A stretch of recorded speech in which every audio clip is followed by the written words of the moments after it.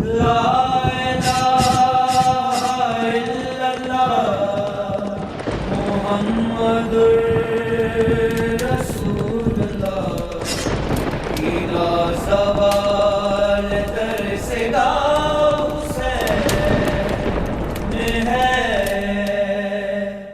بسم اللہ الرحمن الرحیم، الحمدللہ رب العالمین والعاقبۃ للمتقین والصلاۃ والسلام علی سید الانبیاء والمرسلین وعلی آلہ وصحبہ اجمعین، اما بعد فاعوذ باللہ من الشیطان الرجیم، بسم اللہ الرحمن الرحیم۔ قل لا اسألکم علیہ اجرا الا المودۃ فی القربى، صدق اللہ العظیم۔ اللہم صلی علی سیدنا و مولانا محمد النبی الامی وعلی آلہ وسلم تسلیما۔ غریب و سادہ و رنگین ہے داستان حرم، نہایت اس کی حسین، ابتدا ہے اسماعیل۔ تمام تعریفیں اللہ رب العزت جل جلالہ کی، جو پوری کائنات کا خالق و مالک ہے، رحمان ہے، رحیم ہے، زندگی اور موت کا مالک ہے، ہماری شارک سے بھی زیادہ قریب ہے۔ درود و سلام نبی اکرم نور مجسم شفیع المعظم صلی اللہ علیہ وآلہ وسلم کی بارگاہ اقدس میں، جو پوری کائنات کے لیے رحمت للعالمین ہیں، خاتم النبیین ہیں اور ہماری جانوں پر ہم سے زیادہ حق رکھتے ہیں۔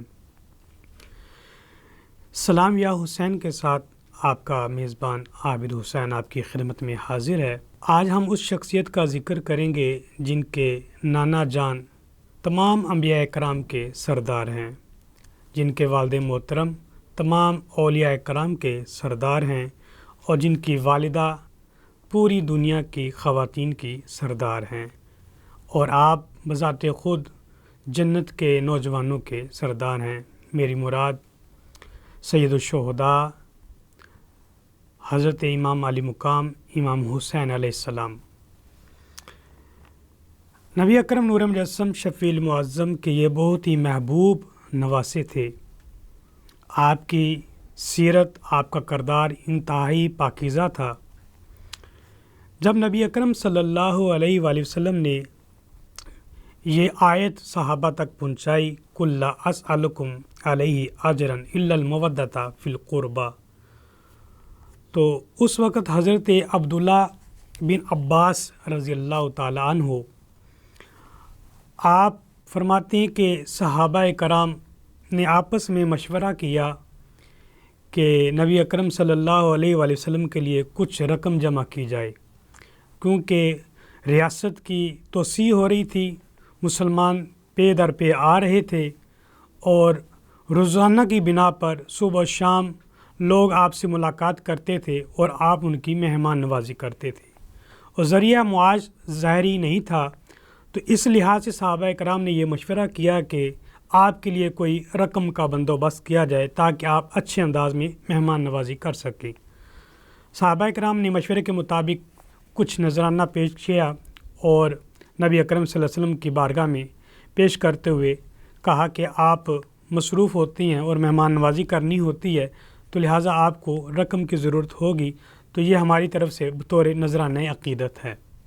حضرت عبداللہ بن عباس فرماتے ہیں، نبی اکرم نور مجسم شفیع المعظم صلی اللہ علیہ وآلہ وسلم فرماتے ہیں، کیا میرے پیارے صحابہ، میں مکہ میں تھا، بڑی تکلیفیں میں نے جھیلی ہیں، لوگوں نے میرے اوپر اوجھنیاں پھینکی، میں طائف گیا تو لوگوں نے مجھے پتھر مارے، میں نے تمہارے لیے ہجرت بھی کی، توحید کا پرچم میں نے بلند کیا اور بہت ساری مشکلات کا سامنا کیا، احد کے اندر میرے دانت بھی شہید ہوئے، میں نے تمہارے لیے ہر لحاظ سے تمہاری جو ہے رہنمائی کی، رسالت کا پیغام تمہارے تک پہنچایا، نور تمہارے اندر داخل کیا، کفر تمہارے پاس تھا تو میں نے تمہیں ہدایت دی، میں کسی چیز کا کوئی اجر نہیں لیتا، مجھے اس رقم کی ضرورت نہیں ہے، یہ دنیا کا مال ہے، اس کی ضرورت نہیں ہے۔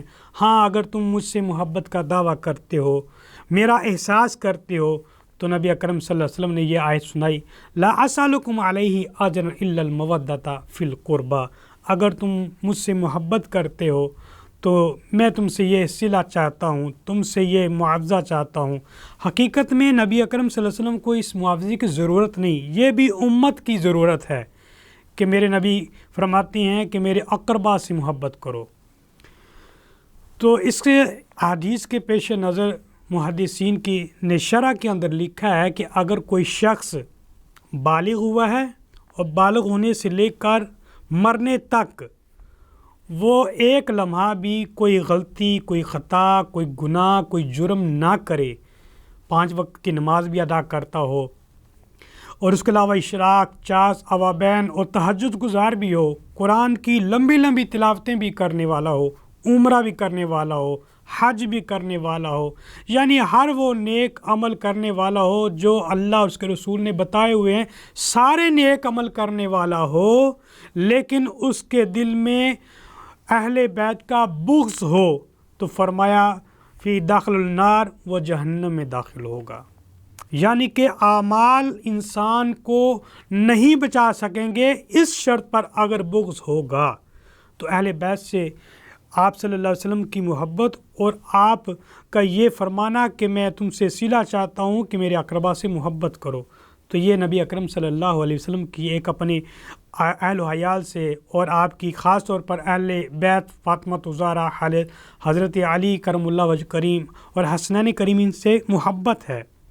اسی طرح نبی اکرم صلی اللہ علیہ وآلہ وسلم نے یہ بھی فرمایا کہ میں تمہارے درمیان 2 بھاری چیزیں چھوڑ کے جا رہا ہوں، بہت ہی بھاری چیزیں ہیں، اگر تم اس کو پکڑ کے رکھو گے تو تم کبھی گمراہ نہیں ہو سکتے۔ ان میں سے ایک چیز تھی قرآن اور دوسری چیز ہے اہل بیت۔ اور مفسرین نے، محدثین نے اس حدیث کی تشریح کرتے ہوئے یہ فرمایا ہے اگر اسلام کی تھیوری دیکھنی ہے تو قرآن کو دیکھو، قرآن کو پڑھو، قرآن کو سمجھو، اور اگر اسلام کو پریکٹیکل میں دیکھنا ہے تو حضرت امام حسین علیہ السلام کو دیکھو۔ تو یہ آپ کی بہت بڑی عظمت ہے، رفعت ہے، آپ پاک تھے، پاکیزہ تھے، مطہر تھے، عابد سے زاہد تھے، اور آپ تہجد گزار تھے، رات کو سجدہ کرنے والے تھے، یہاں تک کہ آپ کی صفات لکھنے میں آئی ہے کہ آپ نفل نماز کے علاوہ ڈیلی بیسس پر 100 نفل ادا کیا کرتے تھے، اور 3 دن میں یعنی پر ڈے آپ 10 سپارے پڑھتے تھے، 3 دن میں قرآن مجید مکمل فرماتے تھے۔ تو یہ آپ کی روزمرہ عادات میں شامل تھی۔ حضرت امام حسین علیہ السلام سے نبی پاک صلی اللہ علیہ وسلم کی بڑی محبت تھی، بڑا ہی پیار تھا۔ ویسے بھی جو ہے نانوں کو اپنے نواسوں سے انتہائی پیار ہوتا ہے، اور جو ہے نواسے جو ہوتے ہیں ان کو بھی اپنے دادکے اور نانکوں سے پیار ہی بڑا ہوتا ہے۔ نبی اکرم صلی اللہ علیہ وسلم کبھی کبھی فاطمہ الزہرا کے گھر میں تشریف لاتے اور وہیں پہ لیٹ جاتے تھے، جب آپ لیٹتے تو حسن اور حسین آپ کے دائیں اور بائیں کندھے پہ لیٹ جاتے تھے، اور اگر حسن حسین میں سے کوئی بھی اگر دودھ مانگتا فاطمہ الزہرا اٹھتی دودھ دینے کے لیے، آپ انہیں منع فرماتے، فرمایا اگر لیٹے میرے پاس ہیں تو دودھ بھی میں ہی پلاؤں گا۔ تو یہ ایک محبت کا انداز تھا، اور یہ آپ صلی اللہ علیہ وسلم سے محبت کرتے تھے۔ ایک دفعہ کا ذکر ہے کہ حضرت امام حسین کے رونے کی آواز نبی اکرم صلی اللہ علیہ وسلم کے کانوں تک پہنچی، اور آپ دوڑتے ہوئے فاطمہ الزہرا کے پاس آئے، کہا بیٹی حسین کو رونے نہ دیا کرو، اس کے رونے سے مجھے تکلیف ہوتی ہے۔ بتائیں اگر حضرت امام حسین جو بچپن میں ہے، بچپن میں بچے روتے رہتے ہیں، اگر وہ بچپن کی حالت میں رو لے تو آقا دو عالم صلی اللہ علیہ وسلم کو تکلیف ہوتی ہے، تو وہ کتنا بدبخت شخص ہوگا جس نے حضرت امام حسین کے گردن پر تلوار چلائی ہوگی، آپ کے اوپر نیزہ چلایا ہوگا، تیر چلائی ہوں گے، وہ کتنا بدبخت ہوگا جس نے نبی اکرم صلی اللہ علیہ وسلم کو اتنی زیادہ تکلیف دی ہوگی۔ اسی طرح نبی اکرم نور مجسم شفیع المعظم صلی اللہ علیہ وسلم فاطمہ الزہرا کے گھر میں تشریف فرمائے تو محبت کے ساتھ حضرت امام حسن اور حضرت امام حسین کو پنجہ جو ہے وہ جیسے کشتی جسے بولتے ہیں وہ کروا رہے تھے۔ تو حدیث کے الفاظ یہ ہیں کہ آپ فرما رہے تھے حیا حسن، حیا کا معنی ہوتا ہے زندہ، جیسے حیا علی الصلاۃ، یعنی کہ شاباش، زندہ باد، ایکسیلنٹ، گڈ، جو بھی بول سکتے ہیں۔ آپ فرما رہے تھے حیا حسن، حیا حسن، یہاں تک کہ آپ کی آواز اونچی ہوئی تو حضرت فاطمہ زہرا رضی اللہ تعالیٰ فرماتی ہیں کہ میں نبی اکرم صلی اللہ علیہ وسلم کے پاس آئی اور میں حاضر ہو کے عرض کی، پیارے مصطفیٰ جان رحمت، آپ حیا حسن فرما رہی ہیں، اگر داد دینا مقصود ہے تو دونوں کو دیں، حالانکہ حضرت امام حسین چھوٹے ہیں، حضرت امام حسن بڑے ہیں، تو چھوٹوں کو داد دینی چاہیے، بڑے کو نہیں۔ اگر چلو داد دینا مقصود ہی ہے، اگر کسی کو سپورٹ کرنا مقصود ہی ہے تو دونوں کو کریں۔ تو آپ حسن کے لیے حیا حسن کہہ رہے ہیں، زندہ باد حسن کہہ رہے ہیں، اور امام حسین علیہ السلام کو کچھ بھی نہیں داد دے رہے۔ تو آپ نے فرمایا، اے بیٹی، انی ارا ما لا ترون، جو مجھے نظر آ رہا ہے، جو میں دیکھ رہا ہوں، تمہیں علم نہیں ہے۔ عرض کی کہ پیارے بابا جان، کیا آپ کو نظر آ رہا ہے؟ آپ فرماتی ہیں کہ اس کھیل کے اندر اللہ تبارک و تعالیٰ نے جبرائیل کو بھیجا ہوا ہے۔ جب میں کہتا ہوں حیا حسن، شاباش حسن، بہت بہتر حسن، تو میرے مقابلے میں جبریل حضرت امام حسین کو داد دیتے ہوئے کہتے ہیں حیا حسین، شاباش حسین، بہت اچھا حسین۔ تو یہ دیکھیے اتنی محبت یہ نبی اکرم صلی اللہ علیہ وسلم بھی فرماتے ہیں، اور اللہ تبارک و تعالیٰ خود جبرائیل کے ذریعے سے حضرت امام حسن و حسین کی کھیل میں بھی شامل ہوتے ہیں، اتنی پیاری محبت۔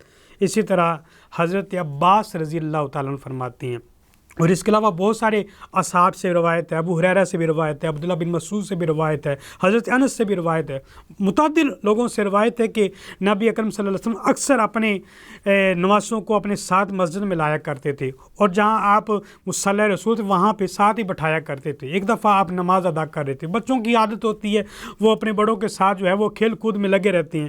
جب نبی اکرم نور مجسم شفیع الامت سجدے میں جاتے ہیں، سجدے میں ہیں اور سجدے میں اللہ کی عبادت کر رہے ہیں، اور حقیقت میں اللہ کی عبادت کر رہے ہیں، اوپر حضرت امام حسین آ جاتے ہیں، وہ کھیلنے کے حساب سے آ رہے ہیں۔ حضرت امام حسین اوپر ہیں، نبی اکرم صلی اللہ علیہ وسلم سجدے میں ہیں اور اللہ کی عبادت کے اندر ہیں۔ نبی اللہ کی عبادت میں ہیں لیکن حقیقت میں خیال حسین میں ہے، خیال حسین میں ہے۔ اب ایک تسبیح گزرتی ہے، دوسری تسبیح گزرتی ہے، تیسری تسبیح گزرتی ہے، تو یہ جب تسبیح اور بڑھنی شروع ہوگی، صحابہ اکرام کے ابھی کبھی ایسا ہوا نہیں کہ اتنی لمبی تسبیحات پڑھی ہو، ہم گمان میں پڑ گئے، یہاں تک کہ کچھ صحابہ اکرام تھوڑا تھوڑا سر اٹھا کے دیکھنے لگے کہ اصل ماجرا کیا ہے۔ نبی اکرم صلی اللہ علیہ وسلم اتنا سجدہ لمبا تو کبھی کیا ہی نہیں، جماعت کے ساتھ کبھی کیا ہی نہیں، اب اتنا لمبا سجدہ ہم دیکھنے لگے اور گمان کرنے لگے کہیں نبی اکرم نور مجسم دنیا سے رخصت تو نہیں ہو گئی۔ تو دیکھا کیا، حضرت امام حسین نبی اکرم صلی اللہ علیہ وسلم کی پیٹھ پر بیٹھے ہوئے ہیں، اور جب تک وہ نہیں اترے آپ نے سجدے سے سر نہیں اٹھایا۔ صحابہ اکرام نے عرض کی، یا رسول اللہ صلی اللہ علیہ وآلہ وسلم، آپ نے آج اتنا لمبا سجدہ کر دیا؟ کہا حسین میرے پیٹھ پر تھا اور میں نہیں چاہتا اتنی سی اونچائی سے بھی امام حسین نیچے گرے، ان کو کہیں سے ہلکی سے بھی چوٹ آ جائے، یہ نبی کو گوارا نہیں ہے۔ بتائیں حضرت امام حسین کو تھوڑی سی چوٹ بھی گوارا نہیں ہے نبی اکرم صلی اللہ علیہ وسلم کو، تو وہ کربلا کے مقام پر جہاں پہ عباس علمدار کے ہاتھ بھی کٹے گئے، جہاں پہ علی اکبر کی شہادت بھی ہوئی، علی اصغر چھوٹا سا بچہ 6 ماہ کا بچے کے حلق پہ تیر لگایا ہے، تو وہ بتائیں نبی اکرم صلی اللہ علیہ وسلم کو کتنی تکلیف ہوئی ہوگی۔ اسی طرح نبی اکرم صلی اللہ علیہ وسلم حدیث میں آتا ہے کہ نبی اکرم صلی اللہ علیہ وسلم آپ کو کندھے پہ اٹھا کے اکثر گھوما کرتے تھے۔ ایک دفعہ آپ کاندھوں پہ جو ہے اٹھا کے جا رہے تھے حضرت امام حسین کو۔ کیا شان ہے اس گھرانے کی! فتح مکہ ہوتا ہے تو حضرت علی کرم اللہ وجہ کریم آپ کے کندھے پہ سوار ہو کے بتوں کو توڑتے ہیں، اور جب حضرت امام حسین چھوٹے ہوتے ہیں تو وہ بھی نبی اکرم صلی اللہ علیہ وسلم کے کندھوں پہ سوار ہوتے ہیں۔ کسی نے کہا کیا شان ہے امام حسین تیری، کیا عظمت ہے تیری کہ نبی وہ بھی آخر الزمان جو پورے انبیاء کرام کی امامت کروانے والا ہو، اس کے کاندھے پہ سواری کی ہے، کتنی پیاری سواری تجھے ملی ہے۔ تو نبی اکرم صلی اللہ علیہ وسلم نے فرمایا تم سواری کی طرف تو دیکھ رہے ہو، سوار کی طرف دیکھو وہ اس سے بھی زیادہ پیارا ہے، وہ حسین کی طرف دیکھو وہ کتنا پیارا ہے، میرا سوار دیکھو کتنا پیارا ہے۔ تو یہ نبی اکرم نور مجسم صلی اللہ علیہ وسلم حضرت امام علی مقام حضرت امام حسین علیہ السلام سے محبت کیا کرتے تھے، آپ سے پیار کیا کرتے تھے۔ اسی طرح ایک اور حدیث میں آتا ہے کہ نبی اکرم صلی اللہ علیہ وسلم ممبر پر بیٹھے ہیں، ممبر پہ جلوہ فرما ہے، صحابہ کو تبلیغ کر رہی ہیں، نماز کا موضوع ہے یا توحید کا موضوع ہے یا کسی اور چیز کا موضوع ہے۔ دیکھا حضرت حسین یا امام حسن علیہ السلام دونوں میں سے کوئی شخص آ رہا ہے، تو نبی اکرم صلی اللہ علیہ وسلم ممبر سے اٹھ کر اللہ کی تبلیغ کو چھوڑ کر ممبر سے اٹھ کر اپنے نواسہ کو اٹھاتے ہیں، اٹھا کے لاتے ہیں. سارے صحابہ دیکھ رہے ہیں، کسی کی ضرورت نہیں کچھ بات کر دے. بات کیا کرنی تھی؟ سید و عالم کا انداز ہی، آپ کا ہر لمحہ اور آپ کی زندگی کا ہر پہلو ہمارے لیے نمونہ ہے. اب آقا دو عالم صلی اللہ علیہ وسلم نے نواسہ رسول کو اٹھایا، اپنی ممبر کے پاس بٹھایا اور آپ نے فرمایا انی ھذا سید، فرمایا یہ میرا بیٹا سید بیٹا ہے، دنیا میں بھی سردار ہے، آخرت میں بھی سردار ہوگا. تو یہ آقا دو عالم صلی اللہ علیہ وسلم نے اپنے نواسوں سے محبت فرمائی تھی. اس کے علاوہ حضرت اسامہ بن زید، یہ وہ صحابی رسول ہیں جو بچپن میں ہی نبی اکرم صلی اللہ علیہ وسلم کے ساتھ رہتے تھے. آپ کے والد محترم بھی نبی اکرم صلی اللہ علیہ وسلم کے غلام تھے اور اسامہ بھی نبی اکرم صلی اللہ علیہ وسلم کے غلام تھے. فتح مکہ کے وقت اللہ تبارک و تعالیٰ کے پیارے محبوب نے ایک غلام کو خانہ کعبہ کی چھت پہ کھڑا کیا اذان دینے کے لیے، اور دوسرا غلام یہ اسامہ بن زید تھے جو آپ کی پیٹھ پر بیٹھے ہوئے تھے اور آپ کی زلفوں کے ساتھ کھیل رہے تھے. یہ ساری زندگی آپ کے ساتھ رہی ہیں، یہاں تک کہ اسامہ بن زید کے بارے میں آتا ہے کہ اگر ناک سے کچھ غلاظت نکلی تو میرے آقا دو عالم اتنے پاکیزہ شخصیت والے اپنے ہاتھوں سے اسامہ بن زید کے ناک کو صاف کیا کرتے تھے. اتنے پیارے محبوب یہ صحابی ہیں. تو یہ مقروض ہو گئے، تقریباً 60,000 درہم کے مقروض ہو گئے، بڑے پریشان تھے. حضرت امام حسین علیہ السلام نے دیکھا بڑے پریشان ہیں، پوچھا کیا وجہ ہے؟ کہا کہ موت کا وقت قریب ہے، بوڑھا ہو گیا ہوں، اب میں نہیں چاہتا کہ میں مقروض دنیا سے جاؤں. اور نبی اکرم صلی اللہ علیہ وآلہ وسلم بھی مقروض کا جنازہ نہیں پڑھایا کرتے تھے، تو میں نہیں چاہتا کہ اس حالت میں دنیا سے رخصت ہوں کہ میں مقروض ہوں. تو آپ گھر میں اور ایک تھیلا لے کے آئے جس میں 60,000 درہم تھے اور ان کو پیش کر دیا. کہا کہ مجھے تو ضرورت نہیں تھی، تو پیسے تو رات کو آگے تھے اور مجھے سمجھ نہیں آ رہی تھی یہ کس کا حصہ ہے. مجھے اب پتہ لگا یہ اسامہ بن زید تیرا حصہ ہے. تو وہ سارا کا سارا جو ہے وہ ان کو دے دیا اور ان کو نچھاور کر دیا. یہ تو سخیوں کا گھر ہے، یہ تو سخی اتنے ہیں اور اتنے زیادہ دینے والے ہیں. نبی اکرم صلی اللہ علیہ وسلم کی بارگاہ میں حضرت فاطمہ زہرا حاضر ہوتی ہیں، آپ کا آخری وقت ہے اور حسن بھی پاس ہے، حسین بھی پاس ہے، حضور کی بارگاہ میں حاضر ہوتی ہیں اور آپ فرماتی ہیں کہ ان دو بچوں کو کچھ عطا فرمائے، کچھ دیں ان کو.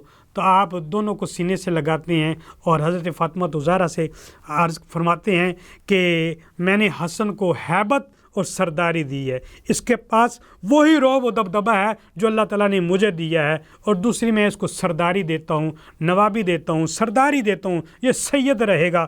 اور اس کے علاوہ حضرت امام حسین علیہ السلام کے بارے میں آپ نے فرمایا کہ میں اس کو جرأت اور بہادری دوں گا، چاہے پیاسا بھی ہوگا، چاہے بھوکھا بھی ہوگا، چاہے بچے بھی کٹ رہے ہوں گے، چاہے آپ کے بھائی بھی کٹ رہے ہوں گے، چچا بھی کٹ رہا ہوگا، لیکن یہ جرأت اور بہادری ایسی ہوگی، یہ بھوکا پیاسا بھی ہوگا لیکن تلوار کھڑی کرے گا تو کسی کی جرأت نہیں آپ کا مقابلہ کر سکے.